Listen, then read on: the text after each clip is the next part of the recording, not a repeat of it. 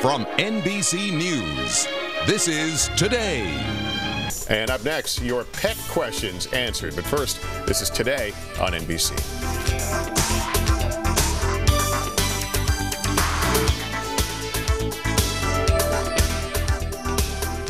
Pets, like my two dogs, I have.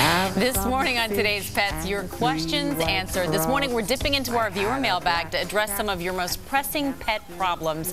And here with the answers is Andrea Arden, host of Animal Planet's Underdog to Wonder Dog. Andrea, good morning, and you have that s'mores? This is s'mores. I like the name. Yes, very cute. And s'mores is available for adoption from Animal Haven Shelter. And he brought two of his pals with him too? Yes. So cute. All right, I want to get to some of these questions too as we enjoy the view.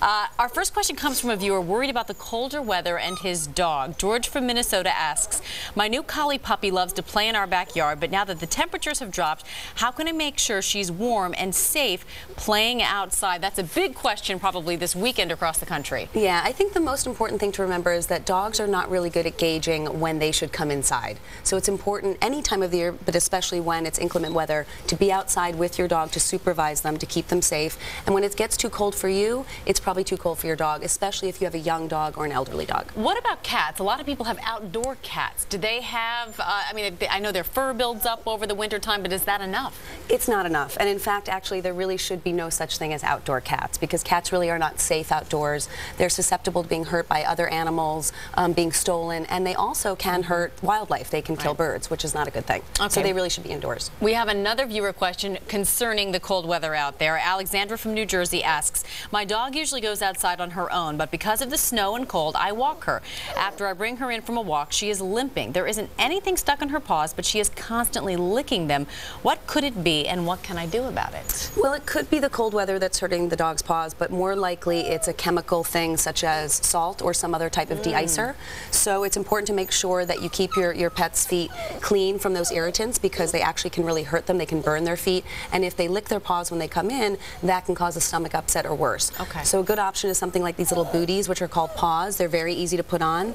They're rubber, and you can use them multiple times. And I think that's a good idea, just to make sure that your pet is safe and obviously that their feet aren't irritated. All right, we're hearing a little cute whining there from S'mores, but we've got a barking problem from Lisa. She writes, my 3-year-old rescue is a constant barker. He spends the day barking at strangers, walking around the street that he sees from our windows. How can I have him be quiet when I tell him?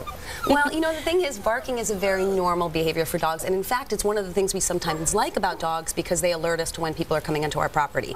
But when it becomes excessive, then you need to make sure you get it under control.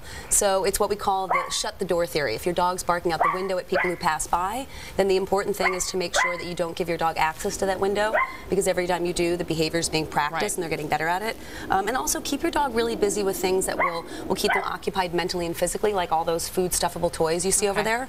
Those can be stuffed with food, such as the dog's normal meal, to keep them busy. Aww, I just love that sound. It's so cute. Andrea Arden, thanks so much. And we also want to make a special thanks to New York City's Animal Haven Shelter, who brought these puppies in today, which you mentioned are all up for adoption. So anyone who is looking and enjoying, feel free to call.